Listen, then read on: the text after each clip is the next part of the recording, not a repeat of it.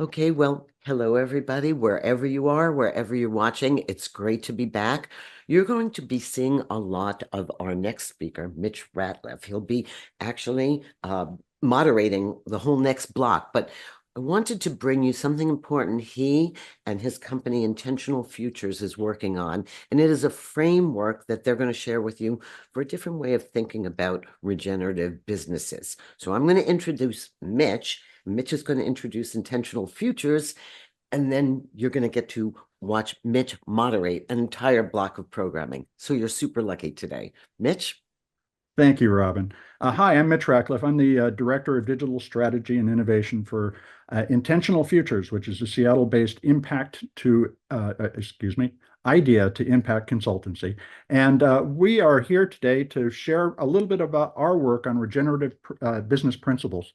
But first, I'd like to bring to the stage our founder and CEO, Michael Dix, who will share a brief history of Intentional Futures and our work. Hello and welcome, everybody. I am Michael Dix, CEO and founder of Intentional Futures. We are an Ideas to Impact consultancy that's based in Seattle, Washington. We're a certified B Corporation that partners with some of the most consequential leaders and organizations in the world. And for 15 years now, we've used research, strategic analysis, imaginative design, and collaborative techniques to turn their good intentions into positive impact. Dreaming is fun, but it's the easy part. Getting everyone aligned, energized, and equipped to turn those dreams into reality, that's the hard work that we are constantly trying to get better at. Our work involves helping the people that we partner with deeply understand complex topics, markets, and technologies, to imagine based on that and what their unique vision for the future is, to develop and pursue strategies that actually make progress towards that, and to take some of those first steps by designing and testing novel solutions, business models, and tools. And all of this involves creating and activating coalitions of diverse stakeholders, because you can't do this alone. Through all of this, we want to do our part in turning the world that we all share into a healthy planet on which business and society prosper together. We got our start a long time ago helping Bill Gates develop and grow a novel course that was all about understanding humanity's place in the universe, and through that, developing 21st century skills for young people everywhere. This was a digital public good called Big History Project, and you can still access this today. Bill continues to be one of our most important clients, alongside the World Bank, Microsoft, the Gates Foundation, Cisco, AARP, Meta, Brooks Running, Mod Pizza, and many others.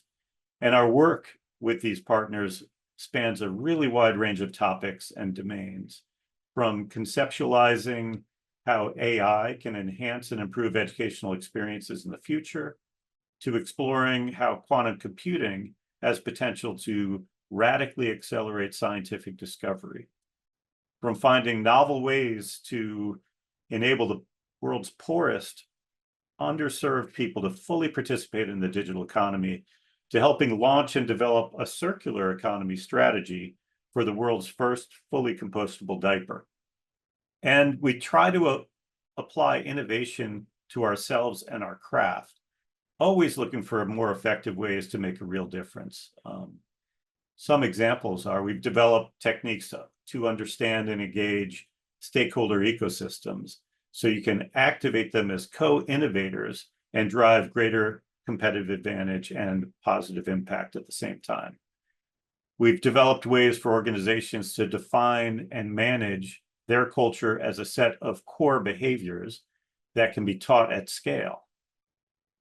And over a year ago, we recognized that in order to generate the shared prosperity that we aspire to as part of our vision, one that can endure, we need to develop better ways to help leaders reimagine their own businesses to be regenerative and net positive, not just sustainable.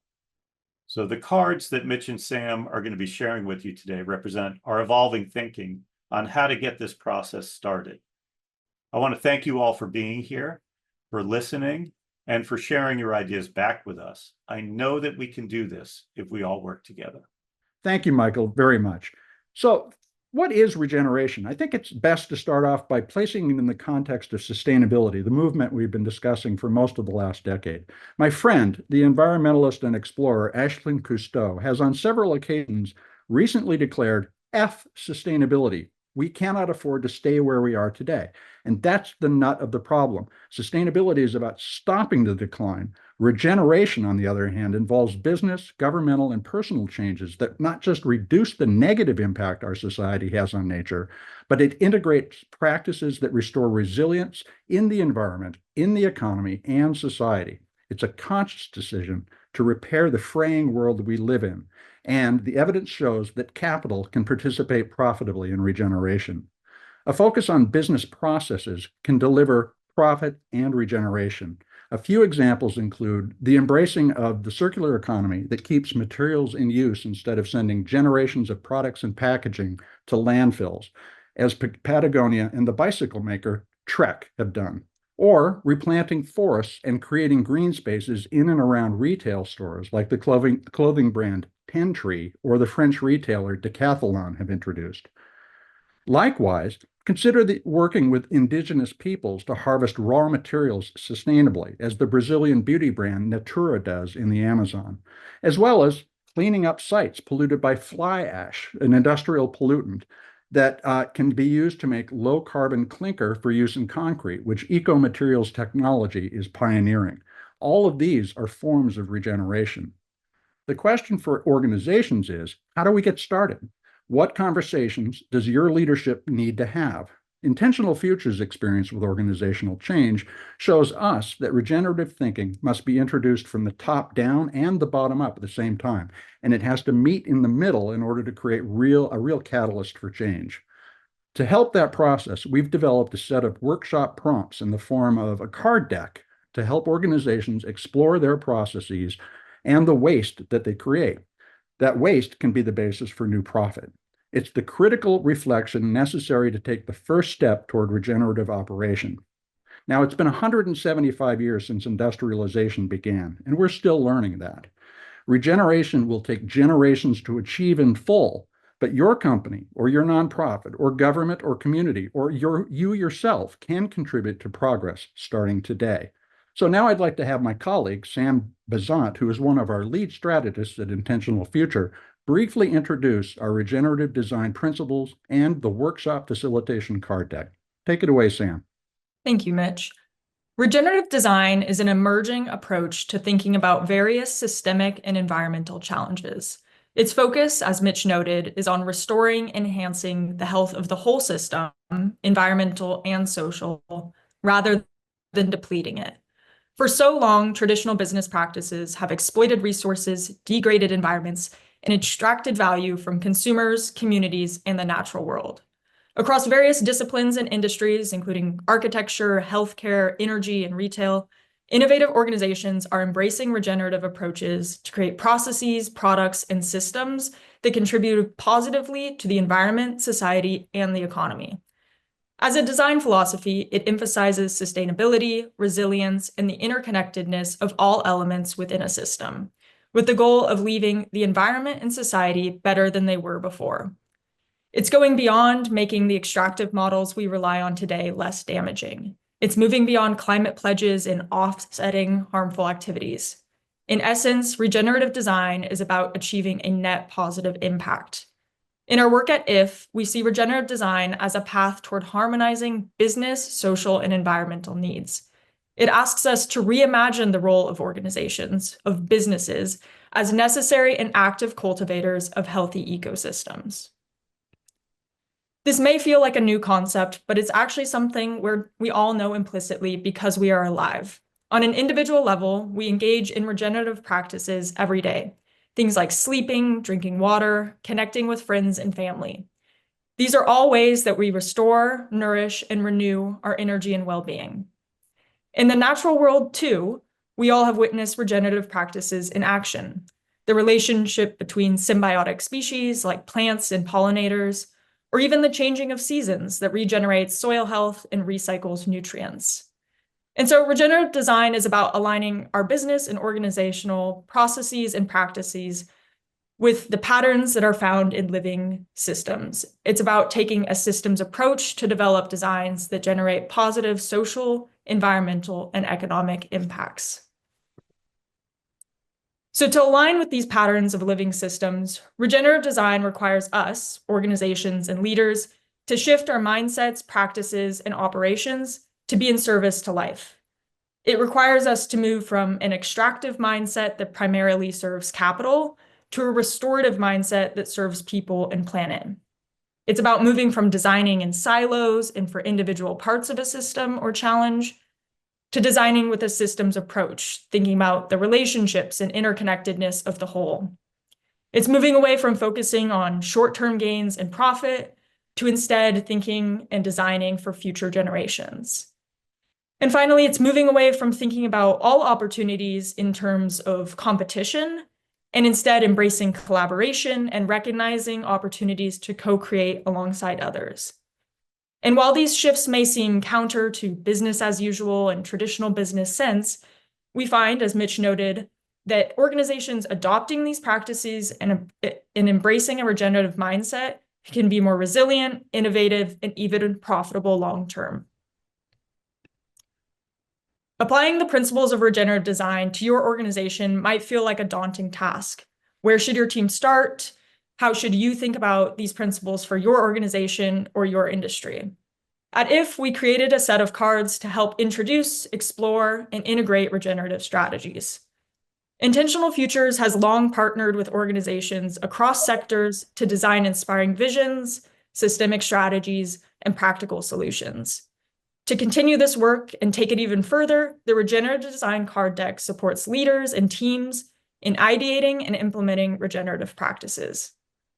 The card deck is designed to support teams in taking that first step and opening up the conversation around regenerative possibilities. It provides teams an approachable and engaging tool to activate these principles in an organization. The cards can be used to support a shift in how leaders and teams approach their work, moving us from that reactive and accounting-based mindset to embracing proactive and systemic designs. The deck encompasses 9 principles of regenerative design, all of which are informed by the patterns of living systems across 3 different themes to guide teams in cultivating regenerative practices. The 3 themes are 1, relationships. So this is about recognizing and honoring the interdependence of all life and systems.